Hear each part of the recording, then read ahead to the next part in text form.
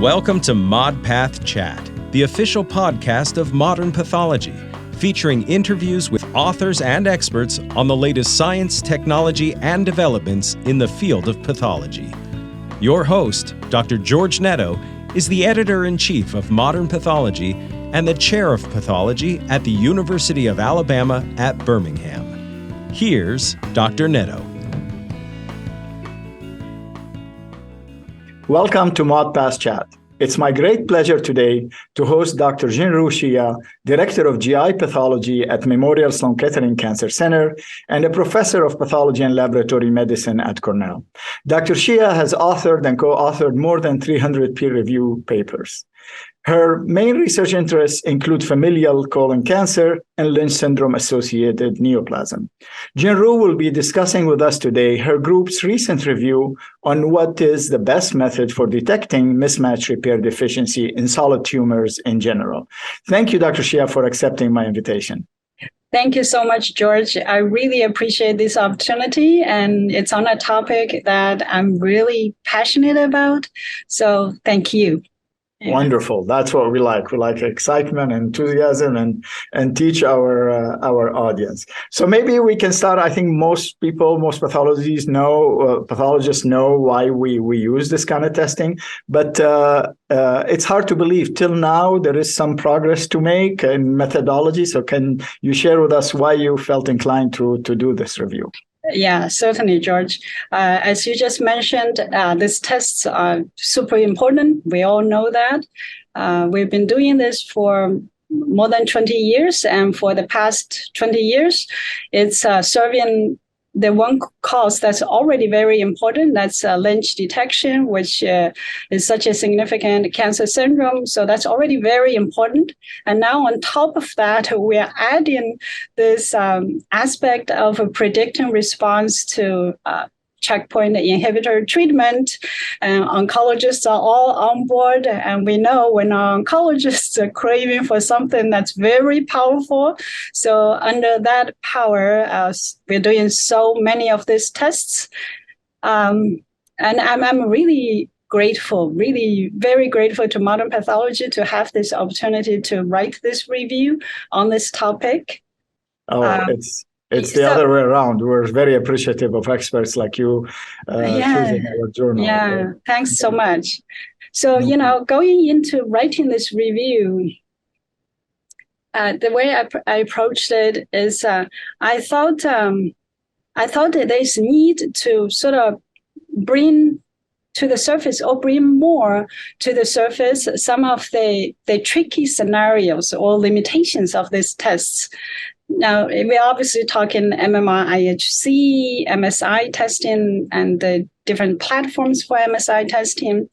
And these limitations, some, we all know, some are old. Certain issues, they don't seem to go away. Mm-hmm. But some are relatively newly emerged. And we can talk about it again, but this phenomenon of the so-called clonal loss of MMR, IHC is, for example, a newly emerged or newly recognized tricky scenario, and we thought really deserve our attention. And so that's how we approached it, and we wanted to highlight these issues.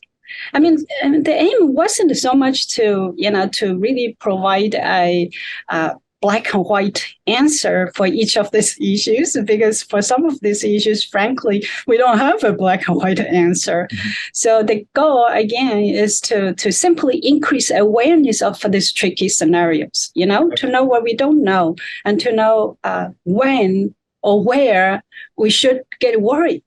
And there may be situations, especially with MMR IHC, something we do day in, day out, where the staining may not be normal or abnormal in a black and white way, but there may just be certain unusual findings that suggest that it could still be abnormal, and to be able to recognize those unusual features that should worry us is important. And it's important because we could then utilize other tests, the fallback tests. We could do MSI, we could do germline mutation to catch the real bad actors or the real deficient cases. And so that really is our goal. And to bring all these tricky things to surface.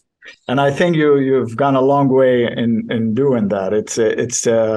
It's a really an excellent review on the topic, very comprehensive yet easy to read, and really zoom in on these issues that I think all of us dealing with solid tumors need to know that.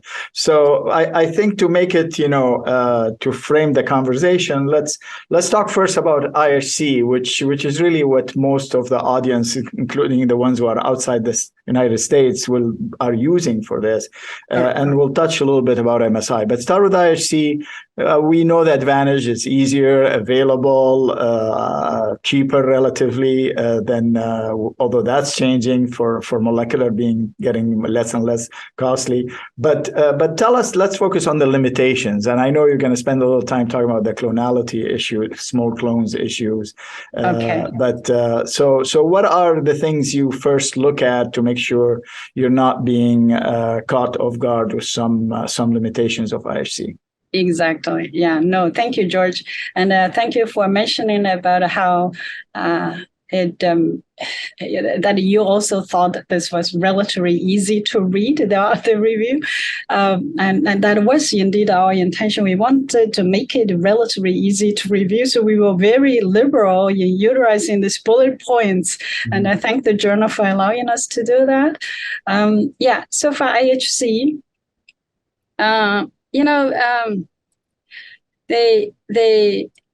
there are many issues with IHC, as we already alluded to, some old issues. But this particular issue that's relatively new that I think is worth talking about is about the definition of MMR IHC.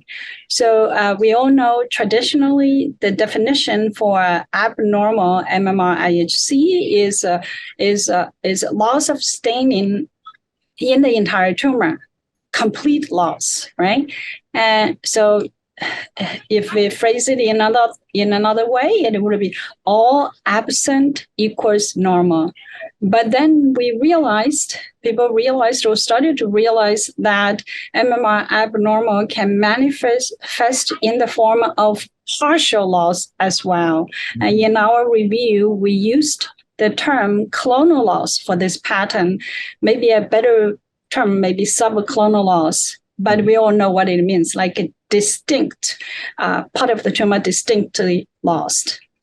There's not a lot of literature, but there's some literature on this. And again, in our practice, we certainly have seen these cases and it's gotten our attention. The more you pay attention to something, the more you see it.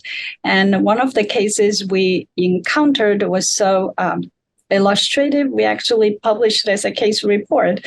So what happened is that essentially people have come to realize that all etiologies that can cause protein loss, a complete loss of MMR in the tumor, can cause clonal loss as well.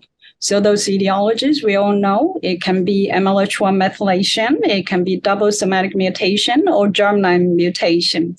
And so that being the case, it is then challenging our conventional definition, which again says that MMR IHC abnormal means complete loss of staining in the entire tumor. And now we are seeing that partial loss or clonal loss may be abnormal as well. And right here, related to this, George, I'd like to emphasize something, number one, and clarify something, number two, related to this issue. And again, I'm really grateful to have this opportunity to talk about this, sure, because these are things I think we need to be very clear about. So the first one, what I wanted to emphasize is the distinction between true clonal loss that we think means something versus those staining variations that pop up rather frequently in MMR stains, but are likely clinically inconsequential. So the point to particularly emphasize is that is that right now at this point, it seems that only when the clonal loss is in a really distinct pattern can we say that the staining could be abnormal. And when we say distinct, we obviously mean distinct. In other words, you really have to have regions of tumor that have loss of staining sharply demarcated from regions that have normal staining. So it's when this type of sharp demarcation happens, can we then say that the case has an abnormal MMR IHC, and we would qualify it that abnormal is in the form of clonal loss. And again, I want to emphasize this because we all know how MMR staining can be so variable and heterogeneous across the tumor, and happens quite often. But the usual pattern we encounter is indistinct. Stained cells, unstained cells, or a weaker stained gland, or a gland not stained, all intimately mixed. Sometimes, oftentimes it is individual cell differences within the same gland or same group of tumor cells. And that doesn't count. Right. Rather, and that's what you're saying. Distinct, so it needs to be very well demarcated, where you can say this is a clone of cells and they're all losing staining, not expressing. And also, exactly. I imagine the internal control in that area is important because you want to exactly. That's a great point. We need to emphasize. It can never be overemphasized, the importance of internal control. But I also wanted to point out that some of those indistinct patterns may be abnormal as well. It's just that right now, at the current time, I do not think we are sophisticated enough to pick out which of those indistinct staining heterogeneity is truly abnormal. So at the end of the day, at the current time, only those distinct clonal loss ones can be regarded as abnormal. So that's the thing I wanted to emphasize here.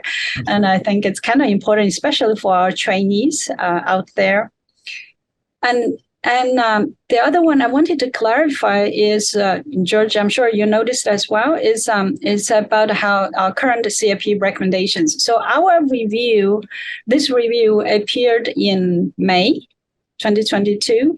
And in our review, we did mention that the CIP recommendation for MMR IHC abnormal was still complete loss of staining in the entire tumor. And I wanted to clarify that right after, in June 2022, a new guideline was issued by CIP that was published online in June again. This is a guideline for MMR testing, which was framed in the context of immunotherapy checkpoint inhibitor treatment. It was published in the archives, a joint effort with the Association for Molecular Pathology. Yeah. So in this new guideline, there was indeed a mention of clonal loss. Excellent. And so it's really good to see that clonal loss has made it to the guideline. Very nice. Although I guess what I wanted to point out here is that the CIP's good practice statement related to this clonal loss issue is that, I'm going to find this. See, I have this guideline right here. Mm-hmm. And I think I'm going to use the CIP language here. This is what they say.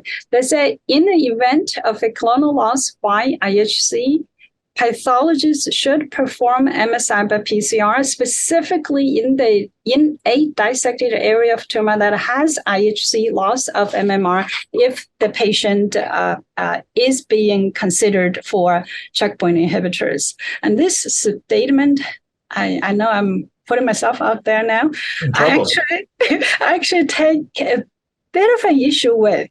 I do not think this particularly necessarily addresses the problem we have, because what this does is simply to test out whether the tumor region that lost MMR on IHC is MSI-high or not. But that we already know. We know it's gonna be MSI, especially if you're dealing with a colon cancer. The concordance between IHC and MSI in colon cancer is nearly perfect.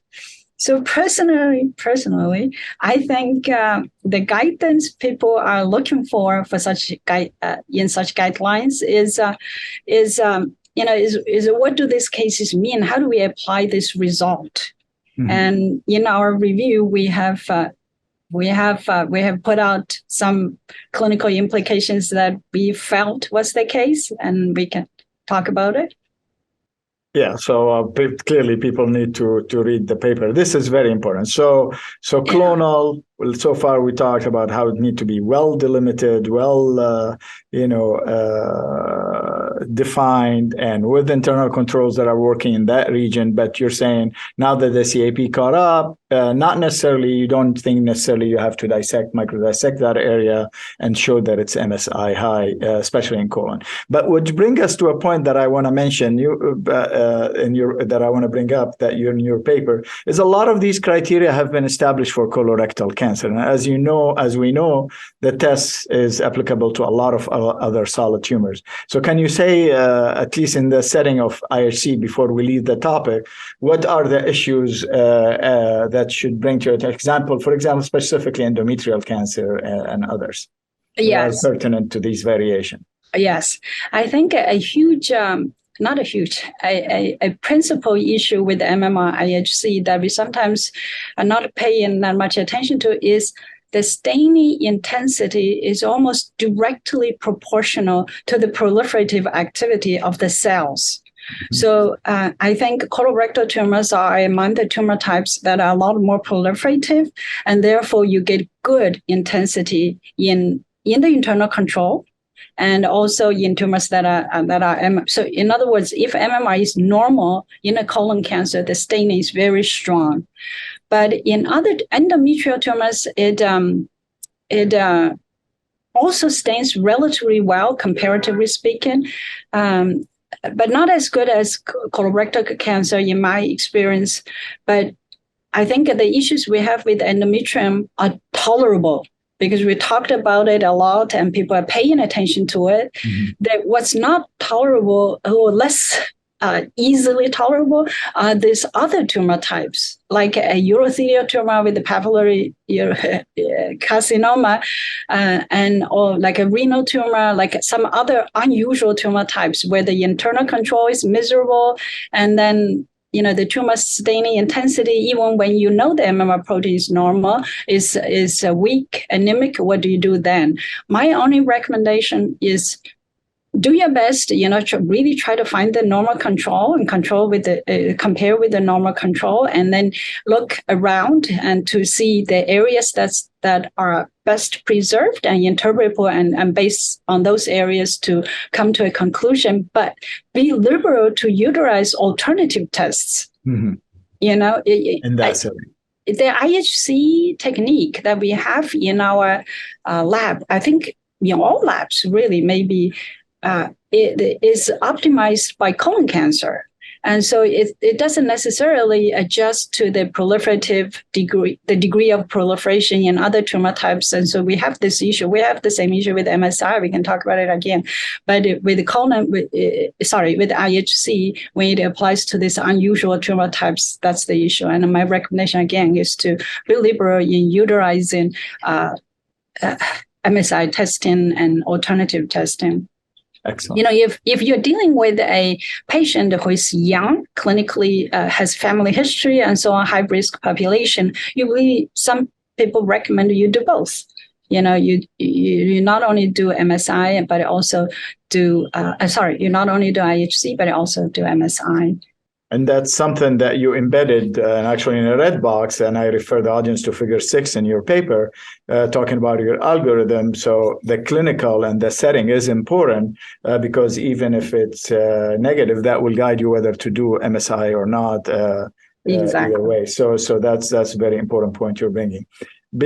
For the limitation of time, can we talk a little bit about anything, what are some important points you want to mention for MSI testing? I mean, beyond the traditional Bethesda, now there are newer techniques.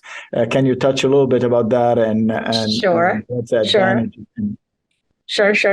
So we obviously are not able to go through all the bullet points we have in the review, but the one particular scenario, which really is in a way a limitation related to MSI testing, is we already touched on this, is how not all MSI is created equal. There's again tumor type differences, much like there's IHC protein, the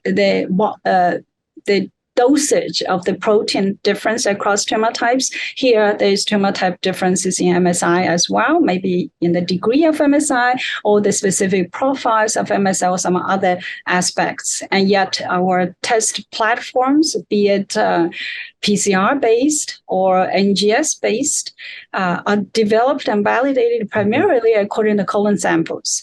And so they're not calibrated for the various other types, and yet this same test is these same platforms are being used for everything, colon as well as solid tumors, and that is where issues, or one of the main issues or concerns lies. And because of and that concern is that because of the heterogeneity across tumor types, the platforms that are calibrated according to colon cancer may not be ideal for the other tumor types.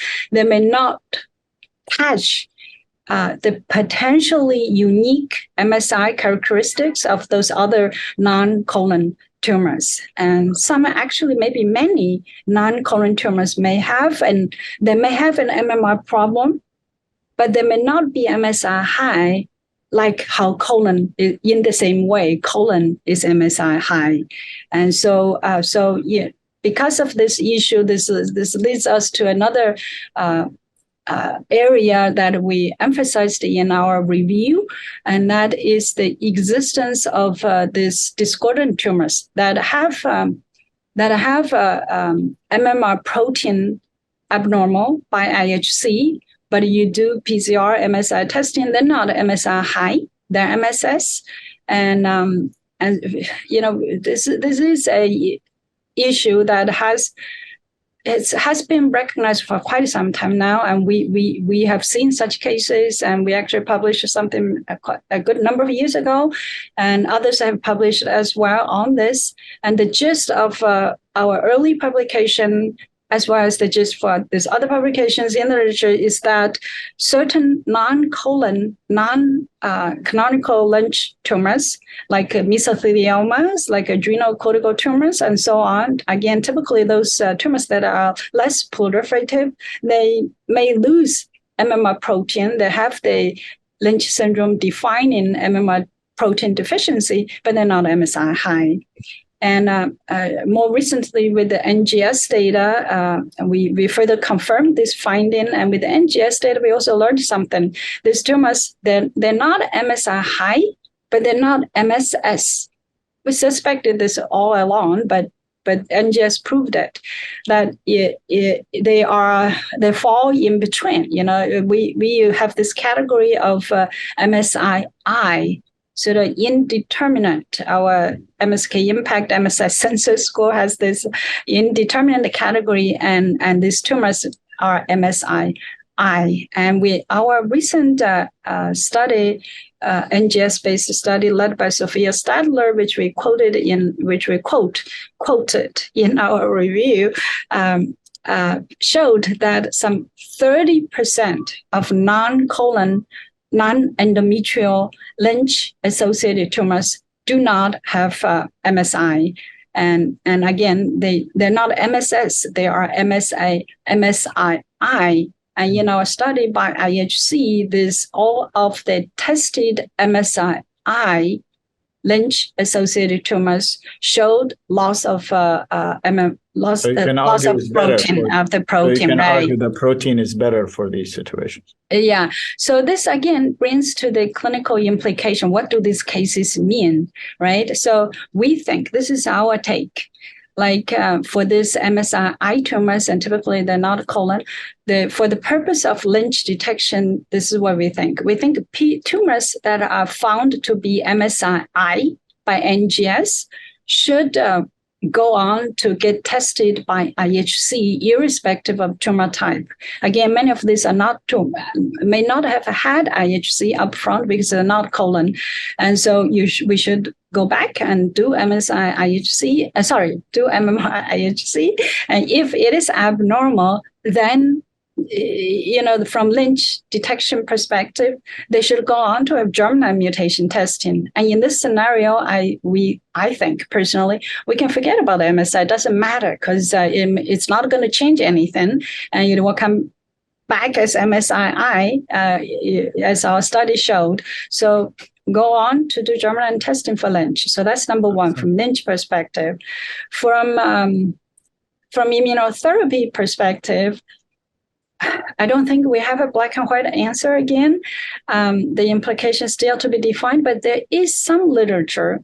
There was a very good study led by Tim Chan from our institution a couple of years back that looked into these things and had showed data, and there's a bit of literature as well, that suggested that the lower degree of MSI in these MSI-high tumors, they're typically accompanied by a lower tumor mutation burden. They may not be sufficient to render the tumor responsive for checkpoint inhibitors. And even though they have MMRD by IHC, and we know currently the regulatory approvals for anti-PD-1 applies to tumors that are either IHC abnormal or MSI-high. And one wonder whether the inclusion of those tumors that are IHC abnormal but not MSI-high might have accounted for the lack of response in some patients. So those are really areas that we highlighted in the review. Yeah. How exciting! That's there's so many details and layers. When want to think of it, is it high or S versus is it by immunopositive or negative? It turned out that there's so many shades in between, and most importantly that these have some implication, like you mentioned, with anti-PDL therapy, because maybe that population is low responders and shouldn't be treated with that. Exactly. Well, wonderful. This is great. So let's wrap up with some take-home messages. Sure. Brief. Yeah, sure. Thank you, George. So the overarching, the general message is really, again, is to point out that in doing these routine tests, MMR testing, there are a good number of seemingly trivial details, nuances, but they're actually important and that deserve our attention. And I think, if anything, it's just to pay attention to all these details. When it comes to IHC, some nitty-gritty points to take home for our sign-out tomorrow would be, the really important one is the one you mentioned, George, and that is the positive internal control. The importance of it is just so important. When you try to determine whether the tumor cell staining is normal or abnormal, you really have to compare with the internal control, the adjacent non-tumor cells. And this is particularly important when you are dealing with those iffy sort of weak staining in the tumor cells. So if you have a case where the tumor cell staining the intensity is consistently weaker than the adjacent stromal non-neoplastic cells, that should get your attention. And that is the time when we should do more work, maybe repeat the IHC or go to the fallback tests, go do MSI, correlate with clinical findings. If there's concern of Lynch, you should do germline mutation. And that really is a key message. And for MSI, same thing. We have to pay attention to all this. We mentioned how the platforms are all calibrated by colon cancers. And so in the bigger picture, to have tumor type specific MSI markers or GM panels may be challenging, but may just be what we will need. But so those are areas and those subsets of tumors that are IHC abnormal but not MSI-high. Their importance in how they respond to checkpoint inhibitors. Those are areas that deserve our attention. And they're good areas for young investigators to pursue. So exactly, I precisely. can't wait to have you back or members of your team on another podcast to discuss more of these exciting techniques. Thank you very much, Dr. Shia, and it's been really a pleasure to have you here. Thank you very much, George. I appreciate this opportunity. I love talking on these issues. So thank you. Wonderful. Any opinions expressed in this podcast are the speaker's own and do not represent the views of Modern Pathology, Springer Nature, UAB, or USCAP. Your ModPath Chat host and scientific director is Dr. George Netto. Producers are Christina Crow, Amber Jackson, Dr. Sarah Jang, and Dr. Catherine Ketchum. Technical direction is provided by Kaminsky Productions, music by Mitch Neubauer. Thanks to the authors, reviewers, and editors of Modern Pathology for making this podcast possible.